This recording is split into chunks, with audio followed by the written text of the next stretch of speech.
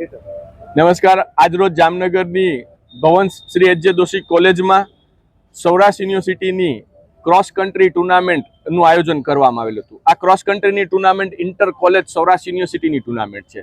આ ટુર્નામેન્ટની અંદર 10 કિલોમીટરની દોડ હોય છે અને આ ટુર્નામેન્ટ આજે જામનગરની શાન એવી લાખોટા લેકના ટ્રેક ઉપર કરવામાં આવેલ છે। આ ટુર્નામેન્ટની અંદર સમગ્ર સૌરાષ્ટ્રમાંથી અંદાજે 135 થી 40 વિદ્યાર્થી ભાઈઓ બહેનોએ ભાગ લીધેલ છે। તમામ વિદ્યાર્થી ભાઈઓ બહેનો ગઈકાલથી જામનગર ખાતે આવી પહોંચેલ હતા।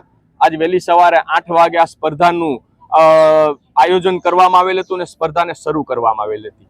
આ ટુર્નામેન્ટ અને જે આ સ્પર્ધા છે એ ફક્ત રિક્રિએશન માટેની નહીં, પરંતુ એકદમ પરફેક્ટ સ્પોર્ટ્સ જેને કહી શકાય, એટલે કે સ્પોર્ટ્સ ઇવેન્ટ છે।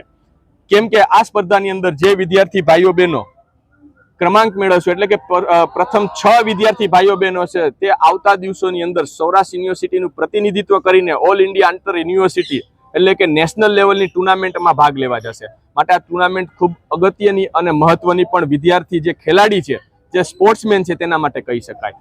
અને આ ટુર્નામેન્ટમાં આજે સમગ્ર સૌરાષ્ટ્રની જુદી જુદી કોલેજના અધ્યાપક મિત્રો, સ્પોર્ટ્સના અધ્યાપકો અને જામનગરની તમામ કોલેજના પ્રિન્સિપાલ શ્રીઓ પણ ઉપસ્થિત રહેલા હતા અને આ સ્પર્ધાનું સંચાલન એચ જે દોશી કોલેજ દ્વારા કરવામાં આવેલું હતું। Thank you very much.